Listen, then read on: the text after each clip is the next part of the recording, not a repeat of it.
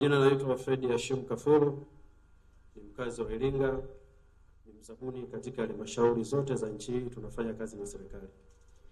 Nadai halmashauri ya manispaa ya Iringa katika mradi wa stendi ya Igumbiro madisha aluminium kiasi cha shilingi milioni 21 toka 2021 mwaka wa fedha 2022 na milioni 4,600,000 shule ya Iringa Girls. Ilikuwa wakati wa kazi maalum. Baada ya kumaliza ukarabati, ulikuwa kuna useshaji wa mitihani, tulitengeneza vitanda vya chuma.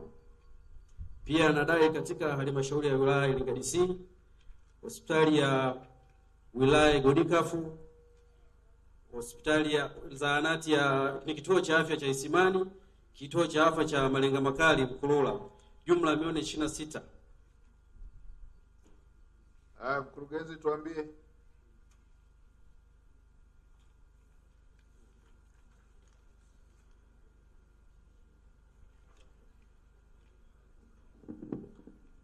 Unatambua madeni hayo? Mheshimiwa Waziri Mkuu, nianze na swala la Isimani Sekondari. Ni kweli anadai hizo fedha, lakini aliingia mikataba na serikali kwa maana ya ODC mwaka 2014.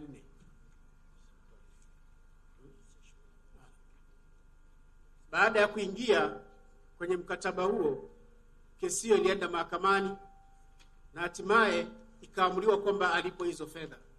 Kwa hiyo kilichotokea,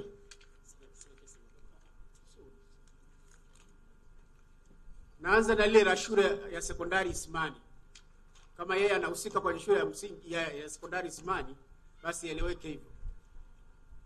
Baada ya kuwa imeenda mahakamani, mahakama iliamuru kwamba alipwe na ODC kwa maana ya kamati ya maendeleo ya kata.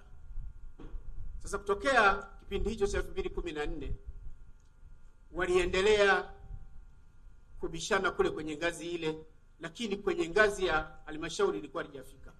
Lakini baada ya kulisikia mimi, niliagiza kamati ya maendeleo ya kata ione namna nzuri ya kulilipa haraka iwezekanavyo. Na sasa wako kwenye mazungumzo ya namna gani watalipa kwa awamu gani.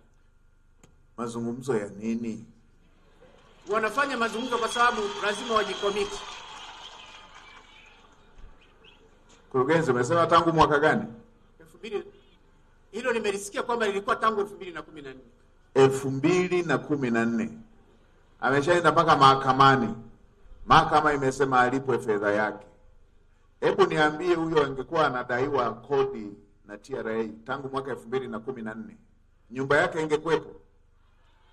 Angekuwa anadaiwa benki, angekuwa anadaiwa na benki, hiyo dhamana aliyoweka ingekuwa bado tangu 2014. Mkurugenzi, huu ni mtaji wa mtu, ni maisha ya mtu. Amejiajiri na ameajiri na wengine. Haka mahakama imeshasema mlipeni. Miaka zaidi ya 15 sasa inaelekea 2014 mpaka leo 2024, inaelekea 15 sasa.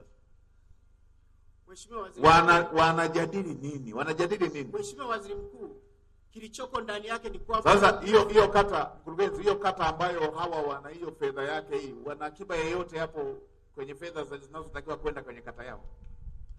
Kwa maana ya kutoka halmashauri kwenda kule? Ndio. Kwa mwaka huu hazipo. Sasa kwa sababu tunaanza mwaka wa fedha, kabla hujashusha fedha yeyote kule, kata kwanza deni la huyu. Sawa. Kata deni, mlipe, ndio zingine zitakazofuata ushushe huko.